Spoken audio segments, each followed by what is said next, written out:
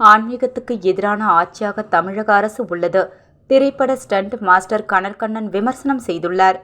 புதுச்சேரியில் நடைபெற்ற விநாயகர் ஊர்வலத்தில் பங்கேற்ற இந்து முன்னணி நிர்வாகியும் பாஜக ஆதரவாளருமான திரைப்பட ஸ்டண்ட் மாஸ்டர் கனல் கண்ணன் செய்தியாளர்களுக்கு பேட்டி அளித்தார். இந்துக்களின் ஒற்றுமைக்கான அடையாளமாக விநாயகர் சதுர்த்தி ஊர்வலம் உள்ளது. தமிழகத்தைப் போல் அல்லாமல் புதுச்சேரியில் விநாயகர் சதுர்த்தி ஊர்வலத்திற்கு எந்த கட்டுப்பாடும் அரசு விதிக்கவில்லை என்பது மகிழ்ச்சிக்குரிய விஷயம். முதலமைச்சர் ரங்கசாமிக்கு நன்றி தெரிவித்துக் கொள்கிறேன் என்றார்.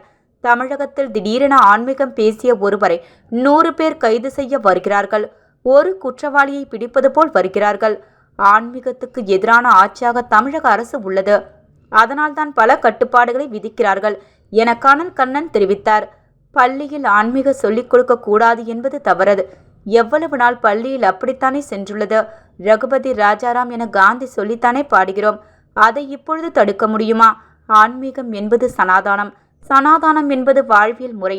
அதை பள்ளியில் படிப்பது என்ன தவறு என்றார். நிறைய பள்ளிகளுக்கு நடுவே தேவாலயங்கள் உள்ளன. இதை யாருமே கேட்கவில்லை. கேட்டால்தான் மக்கள் திருந்துவார்கள் என கனல் கண்ணன் தெரிவித்தார். விநாயகர் சதுர்த்திக்கு தமிழக முதல்வர் வாழ்த்து தெரிவிக்கவில்லை. தமிழர்களுக்கு இந்து உணர்வு வர வேண்டும். வாழ்த்து தெரிவிக்காதவர்களுக்குத்தான் நாம் ஓட்டு போடுகிறோம் என்ற உணர்வு இந்து மக்களுக்கு வர வேண்டும் என கனல் கண்ணன் தெரிவித்தார்.